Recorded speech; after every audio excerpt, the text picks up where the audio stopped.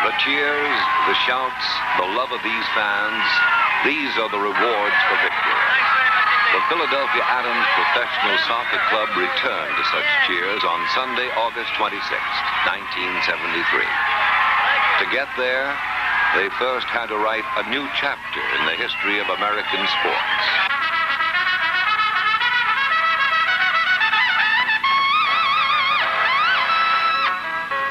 The Philadelphia Adams were a fledgling franchise in 1973, born into the ranks of the North American Soccer League at a time when no professional soccer team in the United States could claim any real notoriety. That was a situation they alone would change in 1973.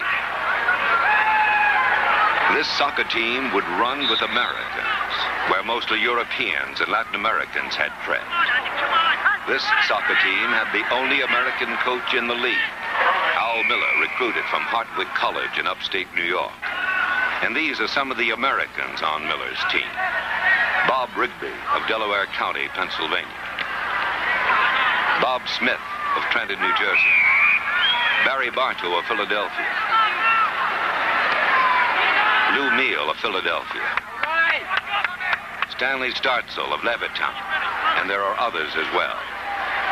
Could they meet the challenge of professional soccer? And could they make Americans love the sport as much as they did? Welcome to Good Seats Still Available, a curious little podcast devoted to exploring what used to be in professional sports. Here's your host, Tim Hanlon. Hey there, everybody. How you doing? My name is Tim Hanlon, and this is indeed Good Seats Still Available, our curious little podcast journey each week, if you can believe it, into what used to be in professional sports. If that voice at the top of the show sounded familiar, that announcer voice, that sort of voice of God, you are not to be fooled. That is, of course, the dulcet tones, the velvety pipes, if you will, of the late, great John Facenda, known as the voice of God to many NFL films aficionados. But as some of you may know, the NFL film studios were actually still are, I believe, just outside of Philadelphia in suburban southern New Jersey. And Mr. Facenda, by doing a lot of work there, did also quite a bit of extra work in sports in and around Philadelphia generally. And that is the sort of lead, as you can sort of hear, into our conversation this week with our very special guest, our seventh National Soccer Hall of Famer, the coach of the team in the early 1970s that kind of helped kickstart the North American Soccer League back into some actual living, breathing life after almost a near-death experience, the Philadelphia Adams. His name is Al Miller, and most soccer fans in this country, or pro soccer fans for that matter, will know Al Miller's name and recognize him almost as the sort of quintessential American soccer coach. And I underline the word American, maybe even capitalize it, as he burst onto the professional soccer scene of which actually existed at the time, right? Relatively modest by comparison to today's standards, of course. But this, in 1973, Al Miller inherited, and not for quite a short period of time to get a team together, a brand new, spanking new franchise in the North American Soccer League, which was, just coming out of its lowest moments, I would argue, in the years prior, and almost down to 5 teams, I think it was, and hired basically as the first American coach, and believing in a group of mostly American players to do something quite amazing, and that was to win the North American Soccer League Championship in its very first year, 1973.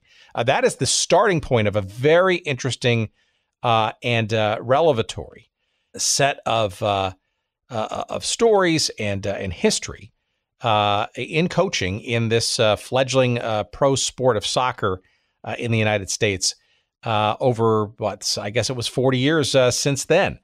And we get into all of that with our very special guest, Al Miller. And look, if you're a fan of not only the Philadelphia Atoms, which is very integral to the history of the professional sport of soccer in Philadelphia, but also the Dallas Tornado, where Al went to after a 3-year stint with the Atoms and some of the sort of heyday and the glory years of the Dallas Tornado franchise. And of course, Lamar Hunt features quite prominently in that story, and we'll hear that. But also, if you're interested in you remember a team called the Calgary Boomers, a very interesting asterisk in the history of the North American Soccer League. We get into that with Al. He was the coach of that team for its year plus or so, and you'll hear sort of the wink, wink, nod, nod as to why that was sort of shortened, shall we say, his time in Calgary. But also then a quite lengthy and prodigious coaching and administrative general management career in indoor soccer, the Major Indoor Soccer League with the Cleveland Force, and then the Cleveland Crunch, and then that team segued into what then became the the NPSL, the National Professional Soccer League. This is the successor of the MISL, and Al capping off a very successful coaching and management career with 6 championship appearances in the NPSL, 3 of which yielded NPSL national titles. All of that is a very interesting story and a long and winding one with our very special guest, Al Miller, in the National Soccer Hall of Fame, Mr. Miller. Coming up in a couple of seconds, you will enjoy this conversation thoroughly. Al is a tremendous conversationalist, and you're in for a real treat. Let me get a couple of promotional things out of the way. First, of course, however, and we want to thank our friends at sportshistorycollectibles.com, where, of course, you can continue to get 15% off all of your purchases when you use the promo code GOODSEATS. Yep, that's the promo code GOODSEATS at sportshistorycollectibles.com. And using this week's episode as a background, if you're looking for some North American Soccer League stuff, you're going to find quite a bit of it there at sportshistorycollectibles.com. But not just that, but plenty of stuff from baseball and football and hockey and golf and a whole bunch of other sports. You're going to find lots of great imagery there, a lot of great items. And again, when you find something you just got to have, by all means, please use early and use often that promo code GOODSEATS at checkout for 15% off. Again, that's sportshistorycollectibles.com. We thank them for their sponsorship, as always. And we also thank, as always, our sponsors from our friends at Audible. audibletrial.com/goodseats. It's the place to go and get your free 1-month subscription to the service, and of course, your free audiobook download from the vast array of over 180,000 titles to choose from. Why not give it a try? It's basically no risk. You can cancel at any time, and by using the little URL that we like to promote, audibletrial.com/goodseats, that's the place to go. Give us a little bit of love when you do so. Get a taste of the service, enjoy an audiobook. What great companion alongside, of course, your favorite podcast, hint, hint, to kill some time as you're driving across country or you're flying internationally or whatever you're doing for your vacation needs. Maybe you're stuck in the woods of northern Minnesota. I don't know. You're camping and the fish aren't biting today. Well, hell, why not give a listen to a great audiobook from Audible? That's audibletrial.com/goodseats. Go out and pick out a book, will you? A title from one of the, just thousands and thousands and thousands of titles. You're going to find one at least. And we thank you for doing so to get your free trial up and going. Again, audibletrial.com/goodseats. Give it a try. And we appreciate your doing so.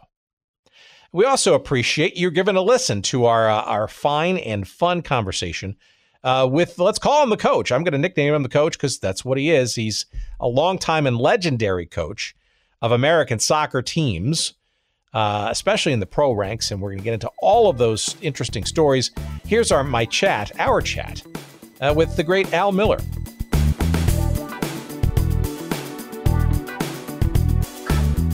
Before we sort of get into the professional world of the North American Soccer League, maybe you could give our audience a sense of how you became in a position to be a soccer coach at the pro level in this country prior, with all your work and endeavors?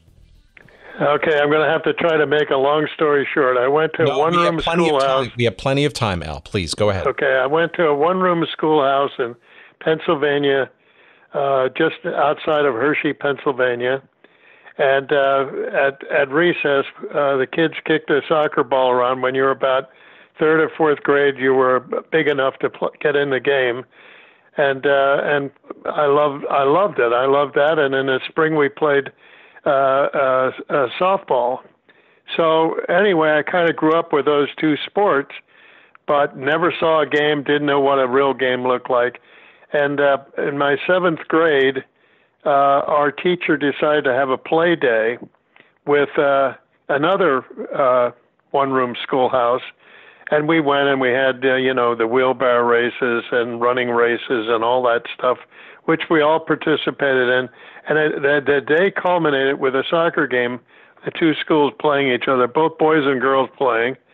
And I scored like 6 goals or something, and we won the game. And for the first time ever, I guess I felt some adulation that I had never felt before. I was a different person on the walk back, which is about 1.5 miles versus the walk over. And I don't know if that affected me, but it stuck in me, and I just fell in love with the game. And my father bought me a leather ball for Christmas, and I wore that out, hitting it against our garage door and practicing, etc. And when it was time to go to high school, when I graduated from the 8th grade and time to go to my high school, I knew a lot of kids because I played not Little League, but it was called Junior Legion, I think, or Connie Mack baseball at that time. And so in the summertime, I'd play in those games, and I knew these kids. I couldn't wait to go to school with them. And unfortunately, the school was overcrowded. So as a result, my parents had 2 choices. One was to go to my school, which would have been Jonestown High School, and the other one was to go to Hershey High School, which was the elite high school in the area and the elite community in the area. And since my mother had worked for the Hershey Chocolate Factory, that was the school of choice. So I had a bus like 14 miles to Hershey every day, and couldn't play sports. They didn't have soccer. They had football, which I was unfamiliar with, and went out for the baseball team and got cut within like 30 minutes. Never got looked at. He knew all the local kids, didn't know me. And anyway, I was sportless. And in my sophomore year in high school, Reverend Bob Richards came on a barnstorming tour after he had won the gold medal and pole vault at 15 feet. First time anybody ever did it in history. Bob Richards gave the most inspiring sports talk that I had ever heard, touched me completely.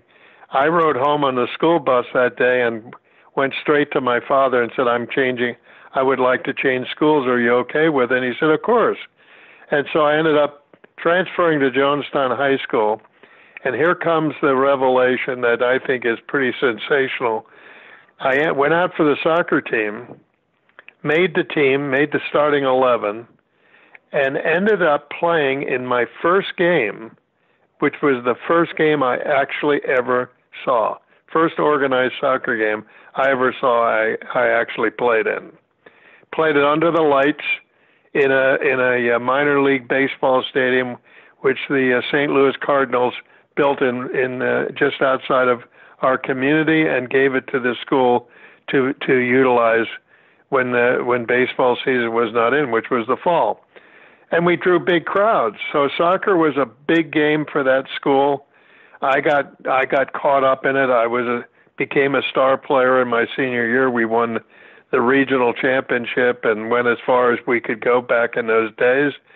And I scored the winning goal in the regional championship game.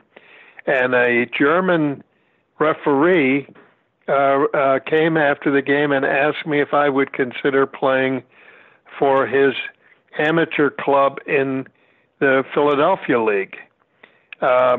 the town that his team was in, it was called the Liederkranz, German Liederkranz, which means singing at sports society. And they came and picked me up, took me to first practice. I never saw so many good soccer players in my life, never had any kind of formal practice like that before, and I fell in love with it. And so I commuted back and forth to practice and played in the Philadelphia League, and soon became the only American starting on that team. More came later, and as a result, I was introduced to, I guess, what you would call a much higher quality of soccer. And it was during that time, 2 years later, I was not a good student in high school. It was during that time that he suggested, why didn't you go to college? And I said, never gave it a thought. He said, you should be a coach. You're a natural born leader. He said, I'm going to have the coach contact you. Well, back in those days, the coach contacted you by sending you an application. I filled it out. I was married and had a child. I was working in a grocery store that my father had purchased just for me, really, and my wife to run. I was tied down 24 hours a day with it. And anyway, I applied, talked my way into college and became a physical education teacher and chose to coach soccer. And that's how it all started. Well, so remind our audience, this is circa early mid-1950s. You're kind of sort of giving this up. I started college in 1956 at East Stroudsburg State University, which is in the Pocono Mountains in Pennsylvania. It was an incredible undertaking. I certainly had to talk my way into with the admissions director who interviewed me, looked at my paper and said, what are you doing here? You're not qualified. And I got up and, said, you don't understand how important this is to me. I got a wife, I got a child. I made a momentous decision to go to college. It's going to be a humongous undertaking for me financially, but I got to do it. It's my calling. And he looked at me and he said, I'm going to give you a chance. Don't let me down. And that's how it began. And of course, I was light years above the typical college player, having played in that Philadelphia League for 2 years, because most of those players were foreign. A lot of them very good foreign players, many with pro backgrounds. And so, I got schooled in that league for 2 years before I went to college. And so when I went to college, I was kind of a man among boys. Well, that leads me to the question, right? So circa that time, right, you're really, for any sort of, shall we say, quality level of soccer at any,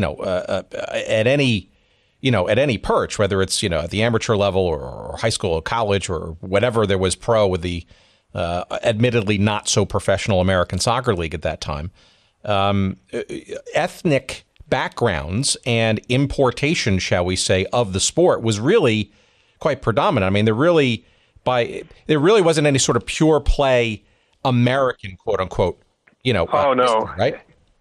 Tim, every Sunday that we had a game, we had two competitions going. One was the soccer game, and the other was the ethnic war. When my club played the German Hungarians, it was a war because they hated each other, and the fans hated each other, and I didn't have those feelings, but my teammates certainly did, and lots of times, fights erupted, etc. It was a survival of the fittest, and we certainly didn't play on great fields. It was an education in itself of international relations for me, and to be honest with you, I found it very fascinating. And later, I think it helped me in my pro debuts because I kind of understood a lot better all the different cultures of the foreign element of players, because we would be riding to games on a Sunday morning, driving down to Philadelphia, which was an hour and a half drive. And during that drive, guys would be telling me how they escaped from Hungary, across a river with people shooting at them and their mother getting killed or hanging onto a horse or whatever. I mean, incredible stories that were just mesmerizing. And these were now my teammates. So it was a really interesting time. And I would say this, in all honesty, in my experience, certainly high school and college soccer is not what was the real foundation, I think, of soccer at that time. It was the foreign element, the ethnic clubs that formed all across the large cities of America, that Chicago, Philadelphia, New York, etc., that really was a tremendous foundation to the game. Now, this is going to be ironic, right, as we get deeper into your career, especially at the pro level, right? Because as history looks back, right, you actually became far well known or better known for actually being the strongest advocate for the Americanization of the sport and the budding American player, outside of that ethnic rooting. Yeah, I felt that we could compete because we were good enough athletes, although we didn't grow up with a game like the foreigners did. But I felt that we could learn the game and we could compete with them, and we did. And that club with a lot of good players, I became their leading goal scorer for a bunch of years, and then later when I moved to New York and started coaching in college, I played for another German club up there that was quite successful and had actually better players than the team I played for in Philadelphia, because the New York League, I think, was a bit stronger. And I was a top goal scorer there as well. So, it was one of those situations where I guess I always felt that the American was cast aside and didn't really get the opportunities. And so when I got my opportunity to coach my first pro team, I played a lot of Americans and gave them a shot. And fortunately for me and for them, they came through like gangbusters, and we won the league, won the championship game, and the rest is history. I mean, I was the first American to coach in the pro league and win the championship, and as a result, Sports Illustrated picked up on that, and I part of my fame, I guess, was the fact that I was the champion of America, and I still feel that way today, Tim. One of the things that bugs me, sitting on the sidelines watching now with the MLS, is I think truthfully that if we could really take it apart, the MLS has helped CONCACAF teams from Central America more than it's helped America. I think it's actually hurt American in many respects because it's made the CONCACAF players better. And consequently, I feel like maybe we haven't. I always felt that if we have a pro league, we should have, if there's 15 teams in the league, there should be 15 American center forwards, 15 American goalkeepers, 15 American playmaker midfielders, etc. And one of them is going to turn out to be the best. One of them is going to turn out to be the best goal scorer, best goalkeeper, etc. And then that should be our national team. But if you only have one or two Americans as center forwards or strikers, I don't know if that's really development. Well, that brings up a whole host of questions, and we're going to use that sort of as the coda to our conversation. But maybe we tackle it now because, in some respects, right, and I think you're uniquely qualified given your heritage and your contributions to the sport over the years, especially, when there was no quote-unquote prototypical American player. It gets to, I think, a bit of what is MLS all about, right? And I do think that there is an existential debate, right? I mean, a lot of it is about growing the sport. Sure, there's a lot of economics involved, of course. It's in its own way trying to bring itself into equilibrium, I guess, with the global game and obviously the transfers and the players and the talent and that kind of stuff.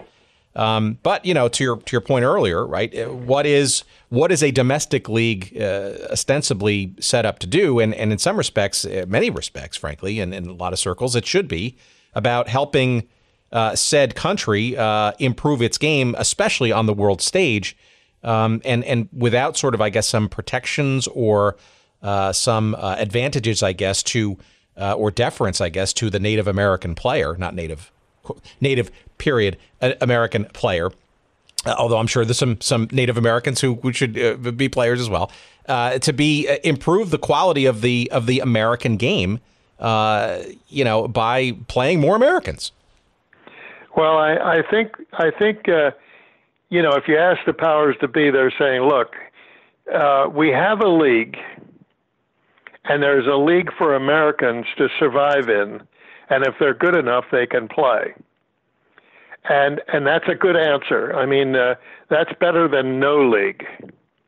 However, if you really analyze the structure of the league, if I was hired to coach any one of those teams today, I would have to make a choice. Do I want to take the top American goal scorer, the top national team goal scorer prospect?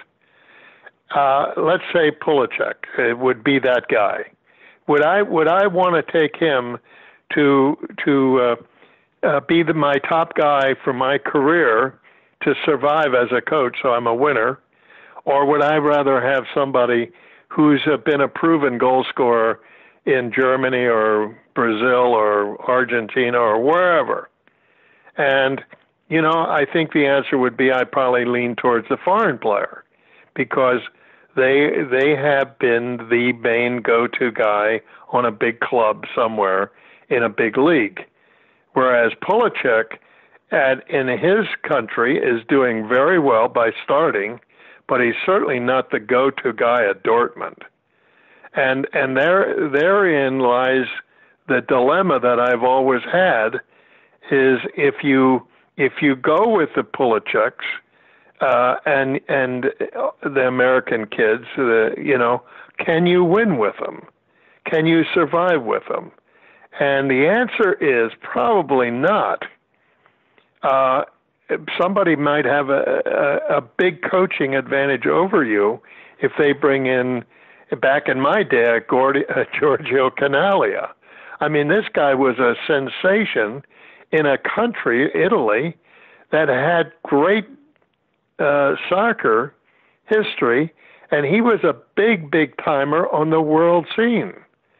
So when he came to America, to compare any American goal scorer at that time to him, you would have to be crazy if you selected an American over him, and or over a Pele, or over a Beckenbauer, or over a Carlos Alberto, or over Johan Niesken, and on and on and on.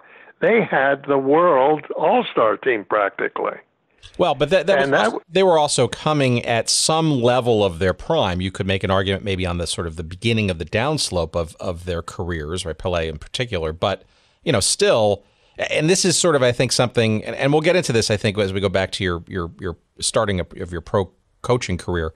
I think you get into, what is the balance there, right? I mean, the old North American Soccer League, and I don't know what year that started, but there must be 3 North Americans on the field at all times, right? At least there was some tip of the hat to, we need to help grow the sport in this country, right? But in some respects, maybe it's almost, maybe it's a reverse of that today, where there's I will call it a quota, but, I don't know if a full free market really helps the American player, right, by the ability to have complete foreign players in this league. Where is the balance, I guess?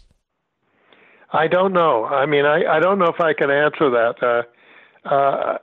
My crazy thought process is that wouldn't it be wonderful if we had 24 pro teams playing in across America, this big country of ours, and all 24 players at each position would be an American. Would we be creating a better national team, a stronger national team? I believe so.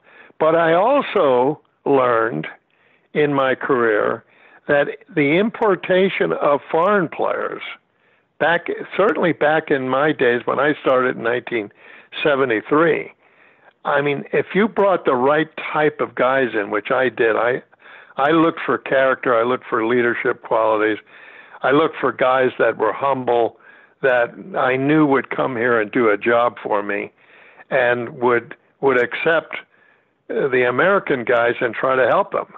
And the guys that I brought in Philadelphia, they were phenomenal role models for starting my American college kids out in a pro career. And so you need that balance as well. I mean, it's really a difficult, complex situation. All right. Well, I almost feel like Italy, for example, that has so much money in the game now, has brought in so many foreign players that it's actually hurt their national team. Yeah, well, I think they might have felt that. Well, you could also make the argument of the U.S. national team, right? You're talking about two countries that are looking on the outside looking in this tournament, right? Yeah, exactly. I'm not sure. So I don't have the answer to your question, Tim. I don't know what is the perfect formula. I guess if you're the commissioner of the MLS, the number one formula is making the sport successful in the country, however you have to do it for the ownership and for the sport itself. If you're a United States Soccer Federation, now it's a whole different thing. I think you almost have to be fighting for the American player. And now you also have, I mean, everybody that I've heard talk about it, when you bring a foreign coach in, the first thing they think about is, where can I go find German players played in the German league that have some American citizenship that can come and play for my national team? You know, that's always going to happen, because I think there's no question if an American kid is starting in Dortmund or at Bayern Munich, if he's a starting player there, he's going to be better than a starting player out of college, etc. You know, I just think there's no ifs, ands, or buts about that. No, for sure. Well, let's dial the Wayback Machine to 73, right? Because this is, I'm really curious. I want to get a sense of, and I think some of the other issues that we're sort of broaching on now will come out even more into the fore in a minute. But give our audience a sense of how the whole opportunity of the Philadelphia Atoms presented itself circa 72, 73 in the first place. Okay. I was coaching at Hartwick College. We had a national fame. We were in a top 10 in the country for all my 6 years there. I was a promoter, so we had big crowds. We had the community involved. Our games were broadcast over radio. We charged admission to the games. We had halftime shows, etc. And my athletic director was Jim Constanti, who was the MVP of the National League in 1950 as a pitcher for the Phillies. So he understood my professionalism, attitude, and certainly supported it. And as a result, we built a heck of a program at Hartwick in a college that only had 1,500 students. And so I was selected by the Federation at that time. When Detmar Krummer came over, I went to the first coaching school, and he met me for the first time. I met him for the first time. He kind of picked me out and asked me if I would be his assistant to travel around the country in the summer and help put on the coaching schools, which I did. I think it was mainly through that and my reputation as a college coach that I was called upon by the league.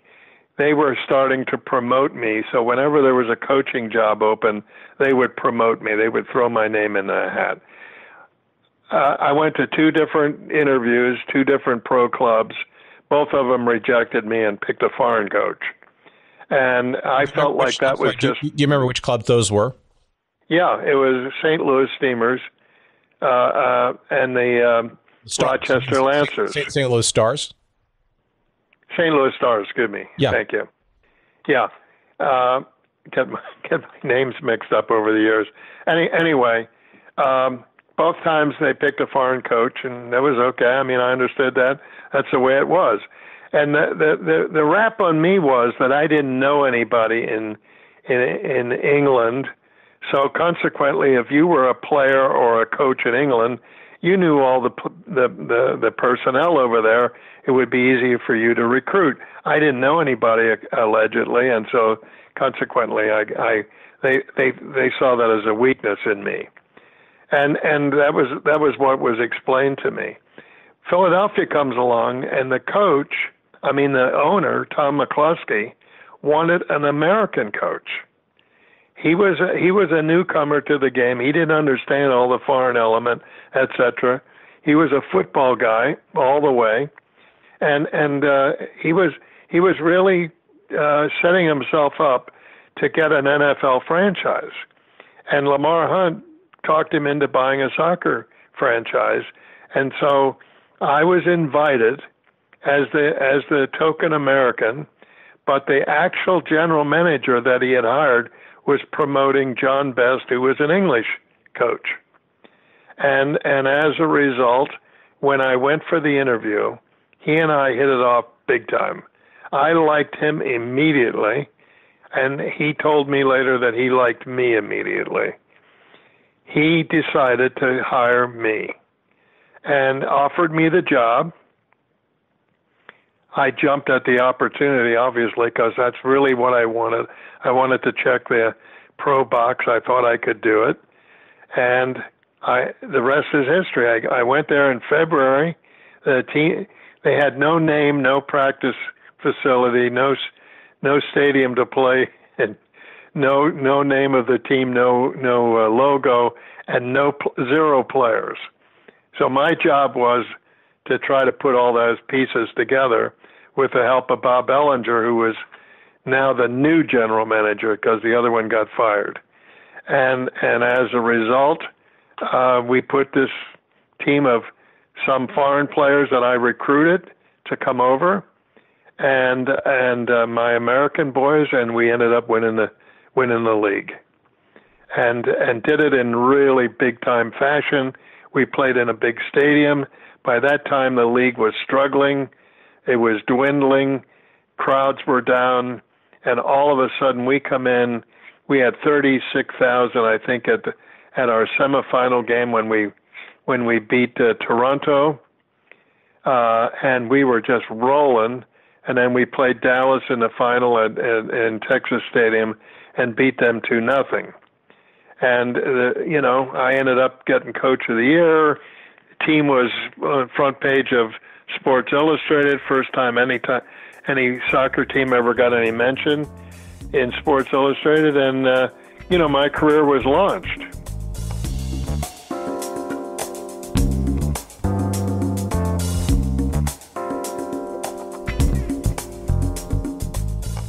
All right, just when it was getting interesting, let's bring this to a grinding halt, shall we? Just kidding. We got to pay the bills around here, and our friends at Audible have been very helpful in attempting to allow us to pay some of those bills, and we want to call them out now and remind you that a free audiobook download is yours for the taking, and also a free 1-month subscription to the service of Audible at audibletrial.com/goodseats. Again, audibletrial.com/goodseats for your free 1-month trial of the Audible service, and most interestingly, a free audiobook download for you to enjoy. 180,000 titles and growing every day to choose from, and there's absolutely no excuse to not find at least one title amongst that cavernous selection available to you that you won't find to be enjoyable and good for the soul, including a couple of books that might be interesting to our audience. And yes, some new ones, frankly, that I'm finally listening to. One that I'm listening to right now is by Carson Cunningham. It's narrated by Paul Behmer, and it's called Underbelly Hoops, Adventures in the CBA, a.k.a. the Crazy Basketball Association, which is really, of course, about the Continental Basketball Association, which for many years was sort of this ragtag minor league of the NBA. And it's a book I'm about 2 chapters into right now, and hopefully maybe a guest will get for a future episode. Also, in my queue, next up, is another guest that I'd like to get. And her book that she wrote is also narrated by her. Her name is Jeannie Buss. And of course, Jeannie is the daughter of Jerry Buss, of course, the wildly successful founder of the Los Angeles Lakers and the LA Forum. And Jeannie is clearly today the brains behind the Los Angeles Lakers today. She and her brothers were active, of course, in things like, along with her father, World Team Tennis, the Major Indoor Soccer League with the LA Lasers, all kinds of stuff. So her book is next on my list. That's called Laker Girl, and that too is available on Audible. And again, it's one of the many thousands of titles that you can choose from when you go to audibletrial.com/goodseats. And again, you too can get your free audiobook download to give it a try, perhaps one of those 2, or perhaps one of the other 180,000 titles available to you as well. Give it a try, audibletrial.com/goodseats. Thanks for listening, and back to our conversation.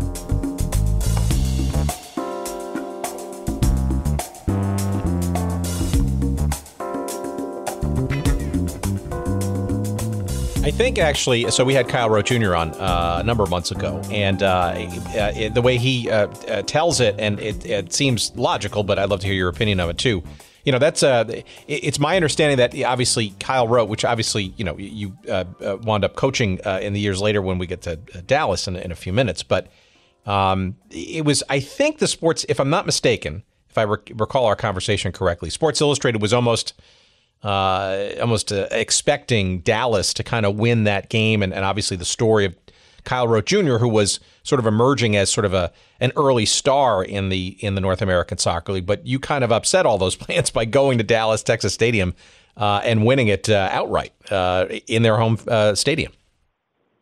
This is true. I mean, it was one of the discussions in the locker room, because before the game they had a photographer on the field, and he was doing diving headers, etc., and in the warm-up time, and our players picked up on that, and everybody was making a joke out of, well, they need to take our picture because we're going to win this damn thing, you know.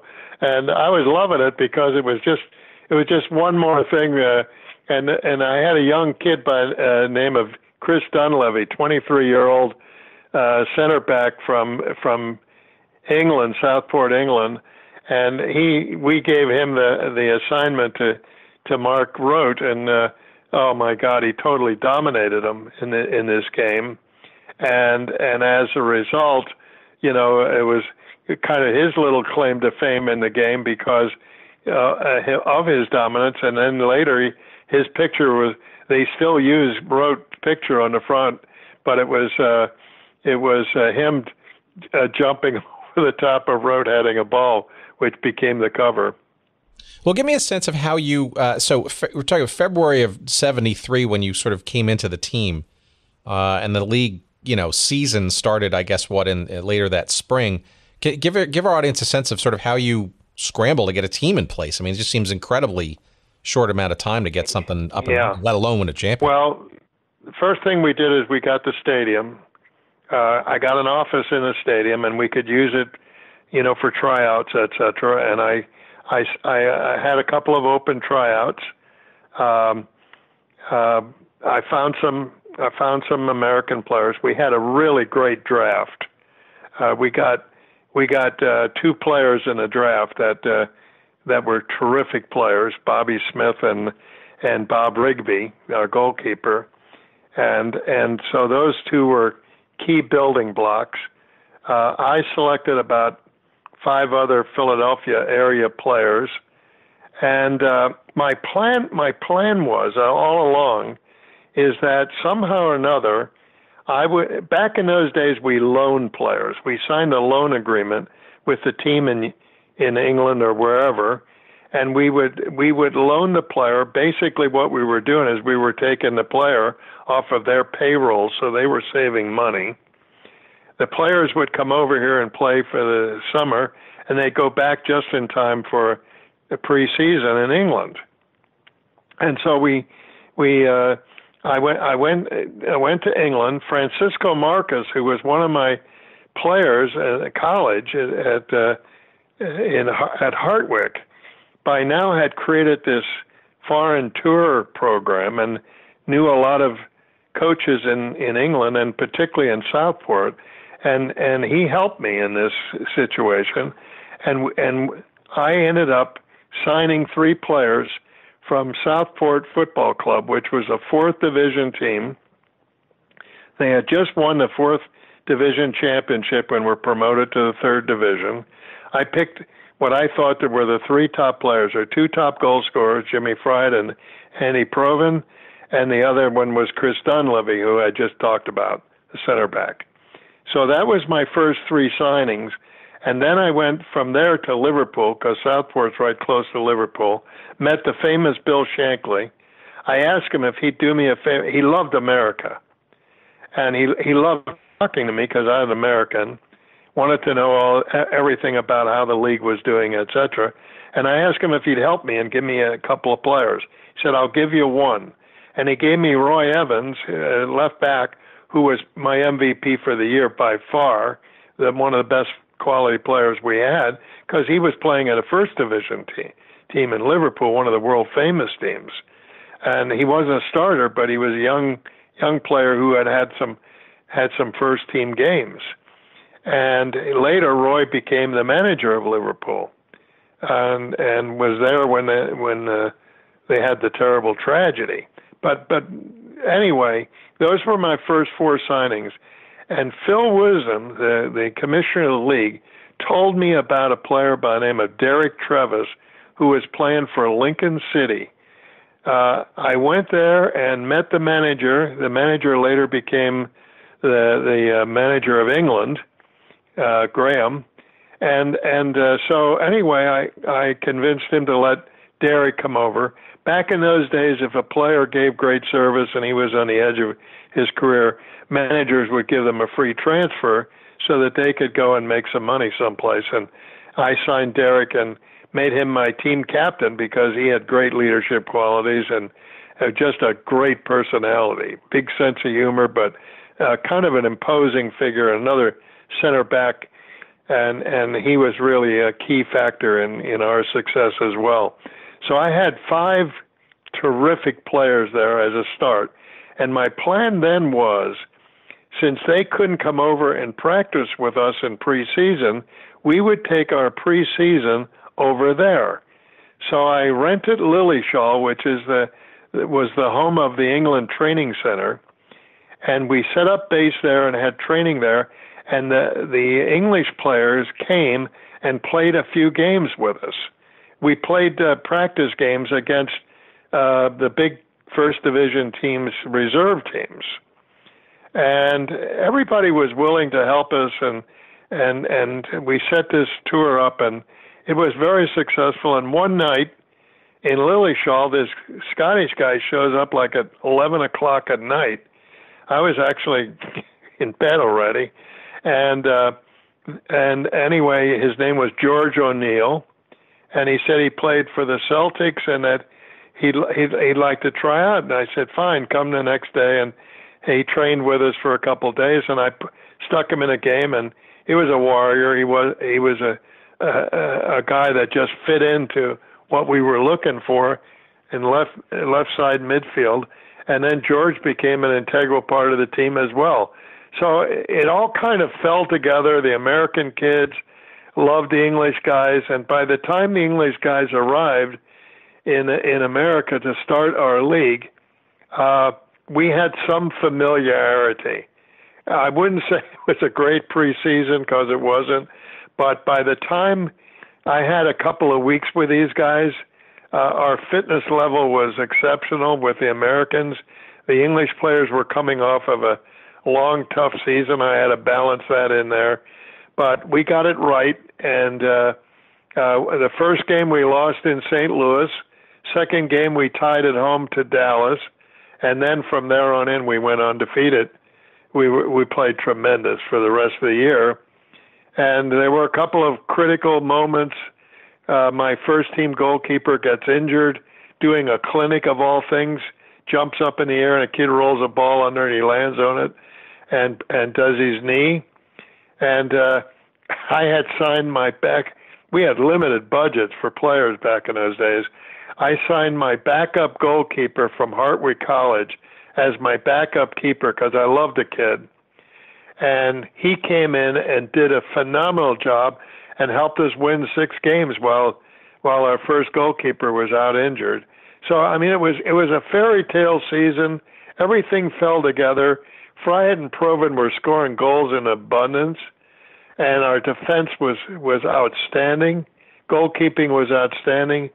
And bottom line is the American kids were getting better every day. They were getting more confidence every day. The team was growing every day, and we just from day one, we were a force to be reckoned with, and by the time the season was over, we ended up winning it. Describe the league play and the various stadia and the conditions, right? Because you were also playing in the Vet, which is relatively new at the time.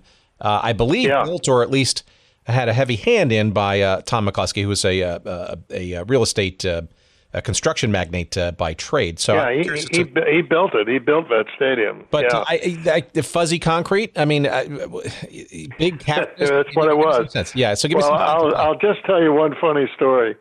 The first practice we had, Derek Trevis is standing in the center circle, and Bob Rigby, our goalkeeper, is going to punt a ball out to him. And the ball lands in front of Trevis, and Trevis is standing there ready to, control it. And the ball bounced like 20 feet over his head. And he looked at that ball and went and got a hold of it and held it in his hands. And he goes, "What the bloody hell kind of ball are we playing with?" And it was a I think it was Spalding. No, it was a miter, M-I-T-R-E, miter ball. That was hard as a rock, which was the league ball at that time. And on that AstroTurf, which was nothing but a little cover over concrete, I mean, it took some doing to learn how to play there, And with the rounded, beveled, for drainage purposes, I mean, everything was new to the players, the English players. The American players, stuff like that didn't bother them because they were just so excited to be playing. But there was a hell of an adjustment for the foreign players. And how about the reception of the team and the league? Obviously, having been through some very dark days, right down to 5 teams in just a few years. Well, the league was a house of cards back in those days. I didn't know that when I came in, or I probably wouldn't have come in. But it was a house of cards, and we were the new kid on the block. And to be honest with you, and I say this not braggingly, I think it's a true story, our success story brought all the new clubs into the league. And then the following year, 4 new teams came into the league. So the league was launching. It was happening. And so that happened. And then the Cosmos go sign Pele. And that happens. So within 3 years of my 1973 team, all kinds of incredible things are happening to the league that's giving it publicity. Big crowds all of a sudden start appearing everywhere. And it wasn't just Philadelphia playing in big stadiums anymore. The whole league was going professional. When I first began, there were a couple of times we played in pretty crappy little stadiums, high school stadiums. Fort Lauderdale was playing in a high school football stadium, Lockhart Stadium. Big crowds, exciting crowds, but it was still a high school football stadium. Locker rooms, etc. It certainly wasn't professional like Veterans Stadium that we were used to. So, I give Philadelphia a lot of credit for really launching the NASL into what it later would become, a 24-team league spread across North America, with the exception of Canada, of course, but Canadian teams, and it was flourishing. Unfortunately, I guess I would have to say, history speaks louder than words. they went too fast because all the owners that came in weren't as sincere as the original ones who were trying to survive. And these guys, it was a fly-by-night investment. Let me buy a team in the NASL. Oops, we don't like it. We're not making money. We're losing money. I'm out. And so it was craziness back in those days, and it was just a matter of time until it went bust. So, give me a sense of 74 and 75 after coming off of that, inaugural high of 73, right? I mean, on a personal level, on a professional level, on a league level, on a team level. I mean, you knocked it out of the park on all four of those accounts. 74 and 75, an expected sort of lull, or sort of maybe, and give me a sense of sort of that. And I guess McCloskey got kind of tired of it at the end of 75 for whatever reasons. Give me a sense of those two. A couple of things went wrong, and I'm responsible for some of them. Okay, one of the things that went wrong was that I fell in love with those guys. I mean, when you get a group of guys that play for you the way they played for me and gave so much to win a championship, you can't cut any of them. I mean, I couldn't. I was too nice of a guy. One of the things I had to learn to really be a good professional coach was you have to be ruthless. You have to make hard, tough decisions. And what happened in year 2, everybody looked at our team, and now keep in mind, my best players, I had one guy that was a reserve player on a first division team, and all the other guys were fourth division pros that I brought over. Okay, fourth division. All of a sudden, guys were signing first, second, third division players. Why? They're better. They're stronger. And so anybody that was building a team, and every year you had the opportunity to rebuild your team because you weren't guaranteed you were going to get the same loan players back. So you rebuilt the team every year. I didn't do that. That was a big mistake. My guys were getting long in tooth. They were getting old, and now they had to play 2 full years with no breaks. That's tough for a senior player, mentally and physically. And so we were not as good in year 2 and 3 as we were in 1. And by the time I learned all of this, it was too late. That was not my cause for leaving Philadelphia. It was not the cause for Tom McCloskey to drop the team. Tom was going through a very difficult divorce. He was Catholic, Irish Catholic. That was taboo. It was a tough thing that he was managing in his life, personal life, and he had a private talk with me and told me that his lawyers had advised him that he had to get rid of the team.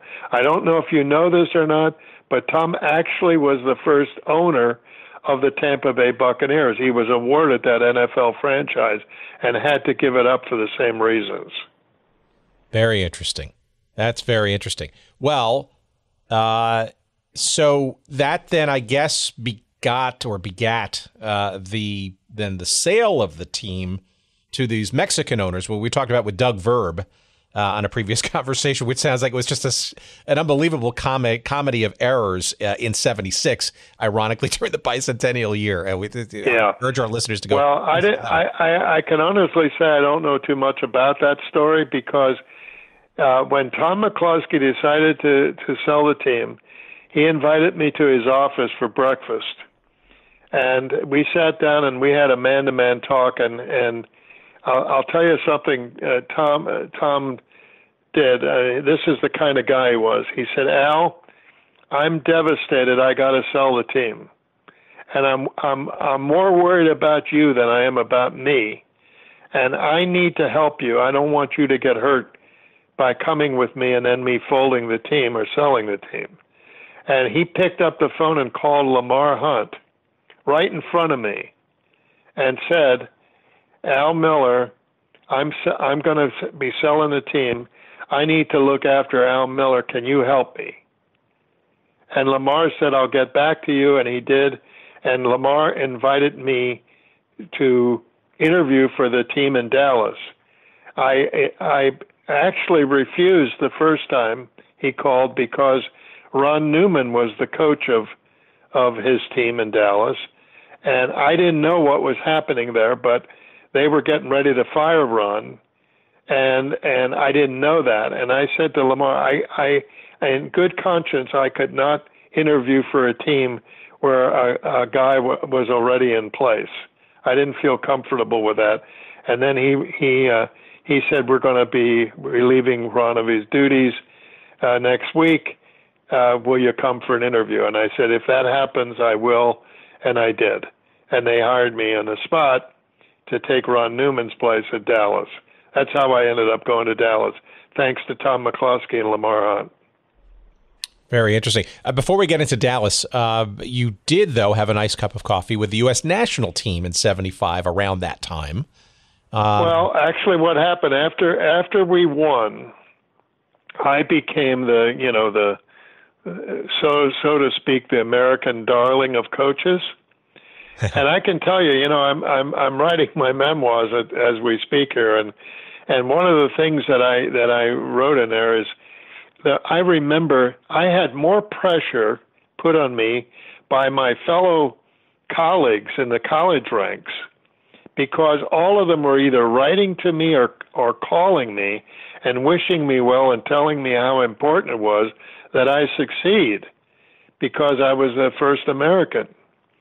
And so I felt all the pressure of them on my back that first year in Philadelphia. Thank God I did succeed, because it was not long thereafter that a whole bunch of them became coaches in the league. Hubert Vogelsinger, who was a coach at Yale, Dan Wood, who was a coach at Cornell, and others to follow. So, I felt that pressure, and it was one of those times, Tim, when things just happen for reasons, I guess, beyond your control. I certainly felt the pressure from them, but I had my own pressure just trying to put a team together. And I can honestly tell you that at the end of that season, I was so exhausted. And I was in London on a recruiting trip. I'll tell you who I was trying to sign. I was trying to sign Bobby Moore, the captain of England, who had just won the World Cup in '66, right? Sure. And I was trying to sign him, had dinner with him. Actually, my daughter was teaching on a foreign teaching year in London, and her and I had dinner with Bobby and his agent, business manager, and that's what I was doing. And I get a phone call in my hotel room, and it was from Tom McCloskey, and he said, Phil Wisdom had called him, and they want me to coach the national team. They're taking a trip to Italy and Poland.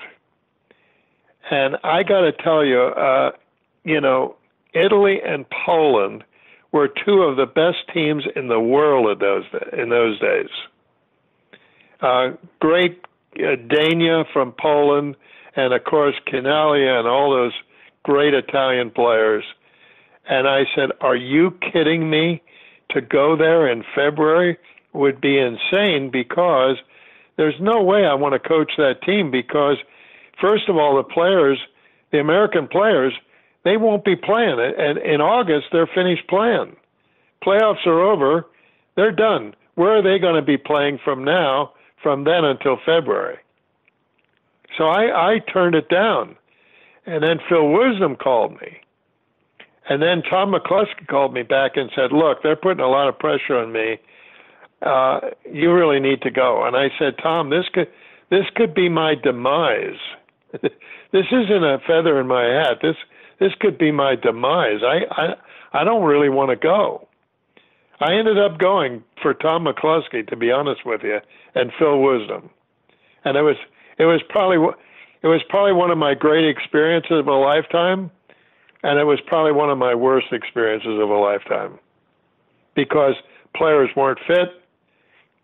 They weren't good enough. We had no preparation time together. It was a disaster. Your spell lasted how long, though, and how many games? Only 2, 3? We played, I think we played 4 games while we were there. Played Italy, Poland, and then we played another team in Italy, Pescara, which was a beach resort in the wintertime. And I think we played, I think we played the Poland under 23 team, their Olympic team. Lost all the games. That was it. I was persona non grata after that. Interesting. Well, I mean, it's not like the team was it was on the verge of getting into the World Cup and being a world dominating club. No, but that's how it was back then. They took trips just for money purposes. They got appearance fees for doing that, so it was keeping the federation alive. So I could understand the administrators thinking it was just the people that got involved that were harmed. I mean, it was a great experience for me. I mean, I loved it. I mean, playing in Rome in the Olympic Stadium in front of 80,000 people, coaching, sitting on that bench, that was phenomenal. But it was like going through the crucible, sitting there watching Canalia score 6 goals.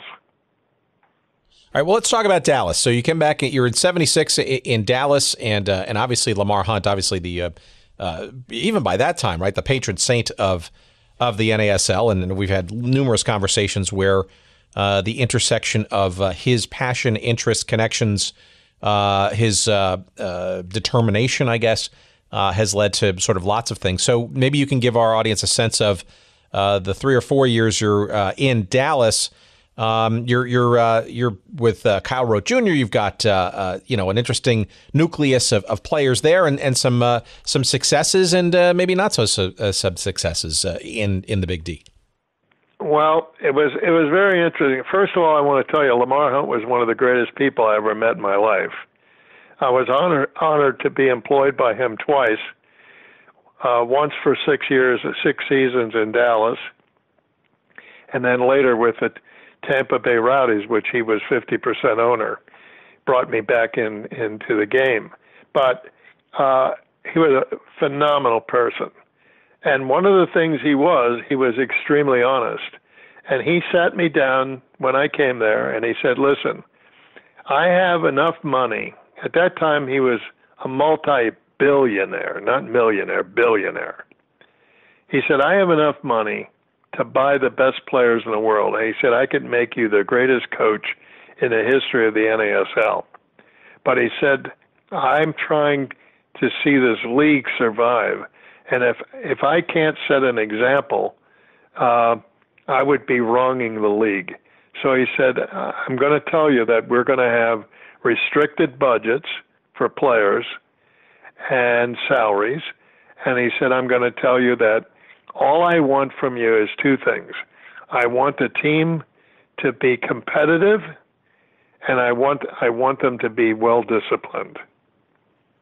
And without getting into a lot of detail, I think that was the undoing of Ron Newman was the discipline factor, the player's behavior. Anyway, without getting into that, I inherited some wonderful people: Kenny Cooper, Roy Turner, Bobby Moffett, Kyle Rote Jr., Charlie DeLong, a reserve player that I drafted out of college. I mean, I had some wonderful people there that really paid it forward, working in the community and building the sport and selling the sport. And I was probably perfect for that club at that time because I was a teacher, trained teacher, and I was developing this workshop for youth coaches, trying to help them understand that the game is for fun first, not for their personal gain or the parents' personal gain. And I preached that to a lot of choirs in Dallas and all around the southern part of the United States in those days.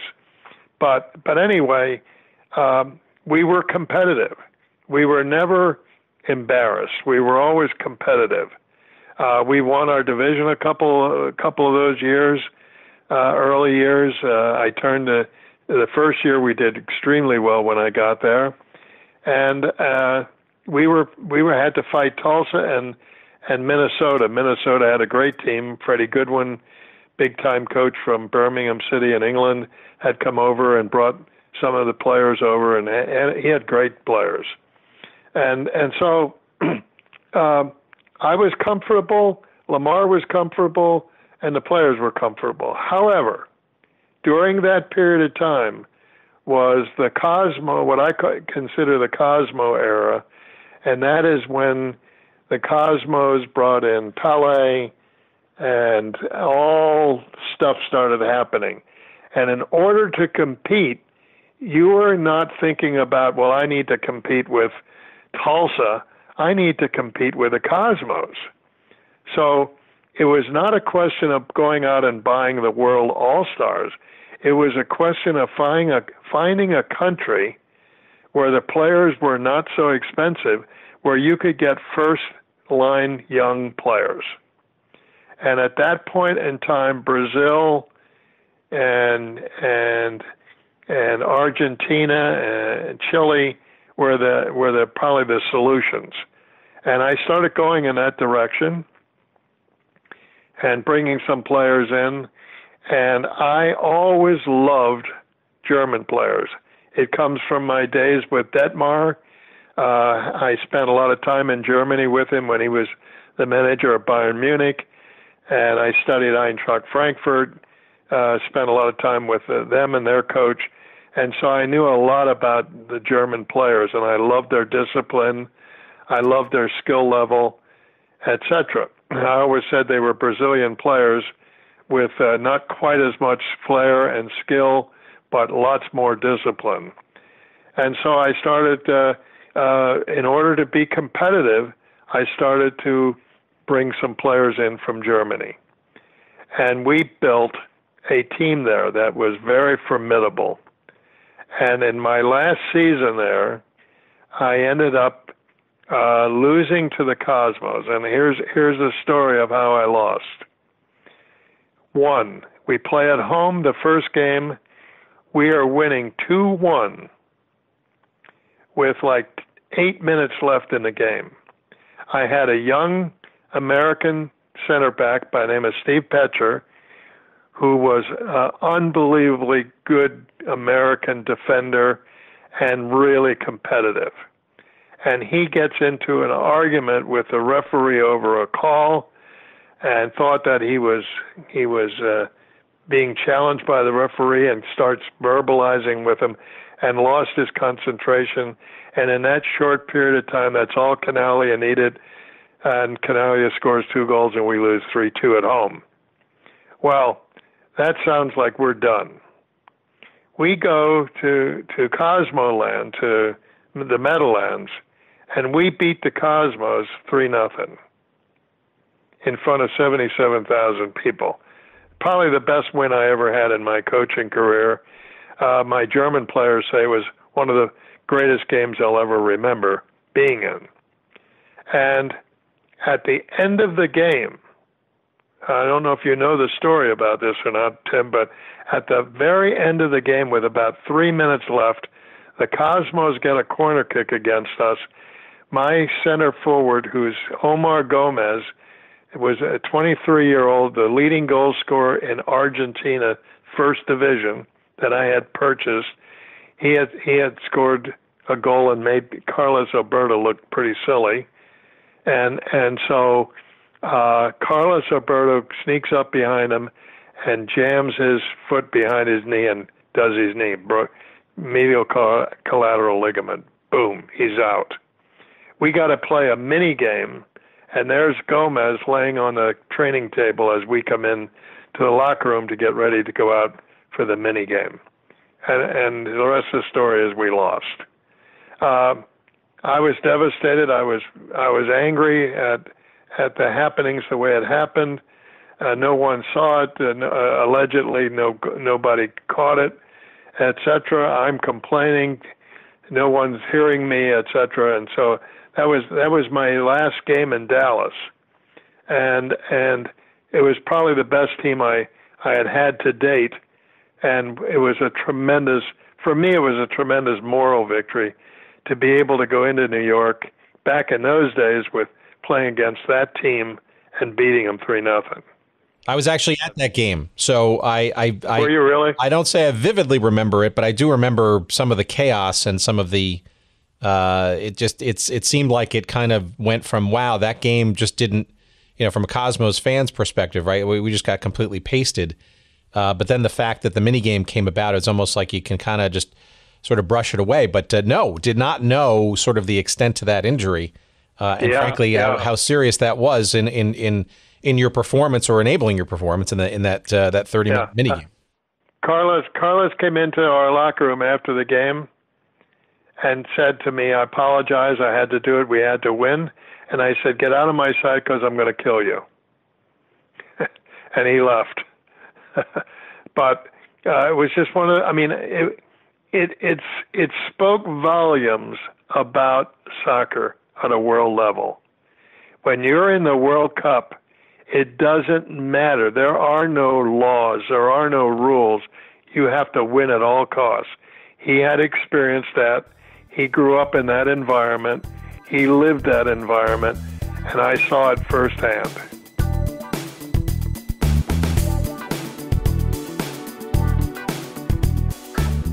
All right, you know what? We're gonna stop the conversation there, and we're gonna go into another part of it, the second part of it, the conclusion, if you will, next week with our very special guest, Al Miller. I thought that was a good place to stop. A very interesting story, an anecdote never really heard before about the late and great Carlos Alberto, a legendary player for Brazil and Santos, but of course with the New York Cosmos during the late 70s, early 80s. And very interesting. Having been in the stands at that game, remember fairly well the sort of dual-headed nature of that afternoon. That is a 3-0 spanking, if you will, by the Tornado of the Cosmos in the regular game to tie the series up, and then the mini game, which basically just is a 30-minute sort of free-for-all. And just very interesting, the tactics that sort of came down on all that stuff, and the intensity, right? And playing the Cosmos, always an intense kind of experience, and with a quality coach like Al Miller. You can understand the passion and the intensity of a game such as that, and most fans of the North American Soccer League will remember some of those just wild and very tension-filled, strangely, playoff matches and series and concoctions, if you will, with mini games and shootouts and all that kind of stuff. Anyway, so we're going to be, and we didn't even we only got to scratch the surface. We didn't even get into some of the later years with the Dallas Tornado. You're going to be really interested to hear in our second piece of this conversation next week, the interesting stories around the Calgary Boomers, which were sort of a 1 year plus interesting little story or footnote, if you will, in North American Soccer League history. We also go back into some indoor soccer roots that we didn't talk about in this part of the conversation, but you're going to be fascinated to hear sort of the what many soccer purists consider to be the sort of first modern day game of indoor soccer played here in the United States in Philadelphia. It was Al's team with the Philadelphia Atoms that got that game going and that sport going, and interesting stories there. That's all next week, so please set your podcatchers to that, and we look forward to having you back next week. We want to thank, before we run, our friends at Podfly Productions, as always, the good Dr. Jerry Payne. He of tremendous capabilities and talents, putting our pieces together every week and making us sound as halfway decent as we do. Podfly.net, it's a great place to get your podcast stuff checked out, and if you're interested in being a podcaster yourself, you will find no better source than Podfly Productions. That's podfly.net. Okay, don't forget to follow us on Twitter at Good Seats Still. Follow us on Instagram at Good Seats Still Available. You will find us on Facebook as well. And, of course, our website, goodseatsstillavailable.com. Go there early, go there often. Please rate and review us. That gives us heat for the show. Other people will find it. Keep your cards and letters coming, as they say. And until next week with our part 2 with Al Miller, we bid you all a fond adieu. Thanks for listening, and we'll see you next week.